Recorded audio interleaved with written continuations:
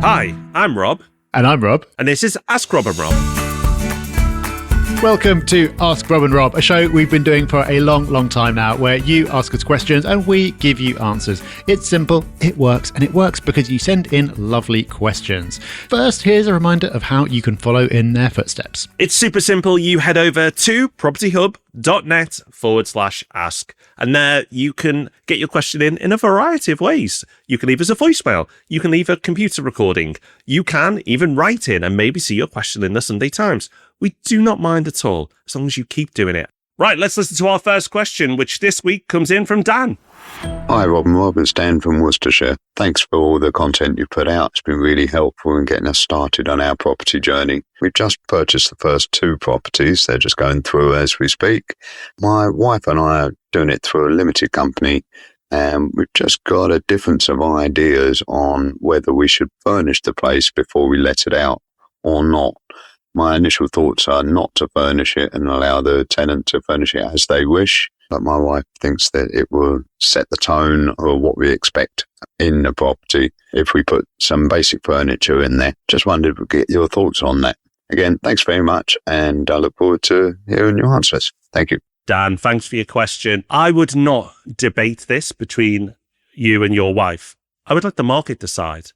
The market tells you normally whether you need to furnish a property or not. Sometimes it's optional, but quite often the market will guide you. So what do I mean by that? Well, if you are buying in a city centre, then you can try to let it unfurnished, but the market will really dictate that it's furnished. And they will be the properties that let quicker. So in a city centre, it's typical to see properties furnished because of the type of tenants that you're going to attract. And that is absolutely fine. And that's what the market dictates. Now, if you go further out of a city, it doesn't have to be rural, just a normal suburbia, then you will normally see properties let unfurnished. I say normally because, again, in both scenarios, you can go the other way. But that's the norm. And that's what you tend to see as a general rule. Now, you may be in a particular area where properties, even though it's a bit more suburban, a furnished property may still be a good option to go for. So if I think of places like Derby or Doncaster or Crewe, huge employers in those areas, lots going on, sometimes there may be the right reason for the right type of property to furnish it because you're attracting somebody who's contracted into those areas. But we're getting into more niche cases now. But the ultimate authority on this shouldn't be me, shouldn't be you, and shouldn't be your wife. It should be the letting agent that you've spoken to. Now, you may not work with them, but I'd be taking advice from letting agents going, I've got this property, would you let it furnished or unfurnished? They're the true local experts. They will really know that market inside out.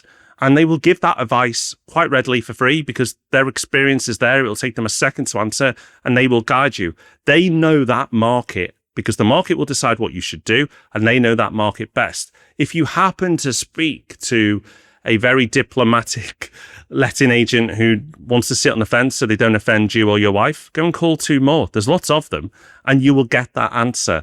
So that is how I would do this. I would go to a local expert. The local expert will know what the market requires, and the market is the ultimate answer to what you should do. Good luck. Well, there you go. A nice, clear answer. Let's see what we can do now for Emma. Hi, Rob and Rob. Thank you so much for everything that you provide to all of us wanting to create a better life for us and our families. Really appreciate it. So myself and my husband, we're through a limited company now and we're putting an offer in on our 3rd property. And we've come across a property that is with a non-high street estate agent, which we've not dealt with before. So in the small print on Rightmove, it did say, when your offer's accepted, you're required to give a deposit. It didn't say how much. So I contacted them, asked how much when they were asking me if I wanted to put an offer in. And they said £7,000, which they don't even know the offer I want to give yet. So it's not as if it's a percentage of anything. I was open to the thought of maybe putting £2,000 deposit in because that would cover legal costs to the seller sort of thing if we had caused issues. So I'm just wondering, have you come across this stuff before? I'm sure you have, but does it sound legitimate? And have I got a leg to stand on to get the deposit back if there is an issue and it's not my fault? Or is it just best not to hand over that money? I've not handed over money to estate agents before because it usually goes to the solicitors. They said they would be holding the deposit, which I'm uncomfortable with. So I guess my gut instinct is saying stay away from it. To be honest, the property was meant to be vacant and it had a relative living in it anyway. Thank you so much for listening to me, and I'd really appreciate your thoughts on it. Thanks. Emma, I've got a nice clear answer for you as well. Don't do it. I'm sorry, your instincts are right on this one. So what you're describing sounds like something known as the modern method of auction. I don't know why it's called that because it's barely an auction, but I suppose it is modern, but it's not modern in a way that gives you anything to like about it as a buyer. It's really, really buyer unfriendly.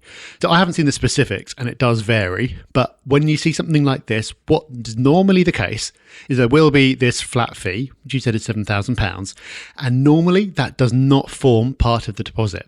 Normally that is an extra fee. That extra fee goes to the agent, not the seller, and normally it's not refundable under most circumstances. So if the seller pulls out, maybe, not sure. If you need to pull out for any reason, including that things are not at all as described, including that your solicitor goes and finds massive problems, you need to pull out, you don't get that deposit back. This normally happens on lower price properties, and it's basically a way for agents to make their money without charging the seller. So if you've got a low value property and they'd normally charge 1% of that sale price, that's not going to be a lot of money for them. They're not really going to be able to get more from the seller. Therefore, they can get more from the buyer and make their money that way. It sounds cynical. Maybe it is a little bit cynical, but I think it is largely correct. So maybe there are cases where it is just this incredible deal and it is worth taking the risk, and you'll happily take the risk of writing off that $7,000 because if it does come off, it's going to be so amazing. But I've certainly never seen a case like that. So Emma, I agree with your gut instinct. This is not one to pursue. Well, that's us done for another week. We'll be back soon with the podcast on Thursday. Property Pulse will be landing in your inboxes on Friday. There's loads going on our YouTube channel. You'll see us on Sunday in the Sunday Times. And then, guess what? We'll be back same time, same place next week, answering more of your questions. Until then, take care, have fun. Bye-bye. Bye-bye.